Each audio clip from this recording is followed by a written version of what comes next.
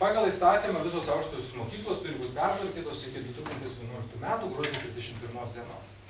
O tai pagal civilinį kodeksą mes vadiname privalomų pertvarkymų. Privalomų pertvarkymų civilinis kodeksas numato to. Ir čia dažnai jau mokyklos, o taip kitose seminaruose klausia, kas bus, jeigu mes nepersitvarkysim. Ar ne, tai atsakymą mums duoda civilinio kodekso antroji knyga, kuri pasako štai ką, kad jeigu yra numatytas privalomas pertvarkymas toks kaip čia, tai tokiu atveju neįvykdžius nuostatų bus taikomos įstatymų nuostatos taip, tarsi jūs būtumėt persitvarkę.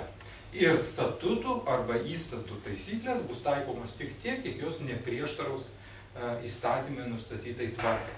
Ką tai reiškia? Tai reiškia, kad teoriškai reikės paimti įstatus arba statutus tų mokyklų, kurios nepersitvarkė, ir išbraukinėti arba juodai užtepti tas nuostatas, kurios netitinka įstatymų reikalavimų. Tai savo ruožtu reikš iš esmės tai, kad aukštoji mokykla praktiškai nelabai ką galės daryti, išskyrus, kad turėtų savo pavadinimą ir aišku atlikti pagrindinę funkciją. Bet tiek, kiek susijęs su turto valdymu ir kitais klausimais, su valdymo organų narių kompetencija, sprendimų priėmimu, jau bus be galo komplikuota.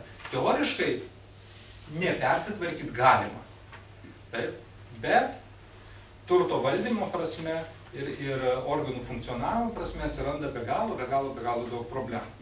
Nėra jokios, aišku, baudžiamosios atsakomybės, jeigu nepersitvarkysi, kaip ir nėra jokios civilinės atsakomybės, baudų štai taip pat nėra. Kitas dalykas mums labai svarbus, ir tai taip pat susijęs su privalomu pertvarkymu, kad naujas turto valdymo režimas taikomas aukštosių mokyklų nuo naujo statuso įgyjimo. Vienas dalykas, ir kuriuose valdymo organai sudaryti jau pagal naujojo įstatymo tvarką. Ką tai reiškia? Tai reiškia, kad vėlgi tas turto valdymo režimas, apie kurį mes kalbėsim vėliau, jeigu mokykla nebus persitvarkius, jis nebus taikomas. Taip pat jis nebus taikomas ir tais atvejais, jeigu nebus suformuoti nauji valdymo organai. Todėl mūsų dažnai klausia, kaip daryti su rektoriais ir panašiai. Tai reiškia, ar čia jau reikia būtinai, jeigu kadencija nepasibaigus, perinkti ar nereikia.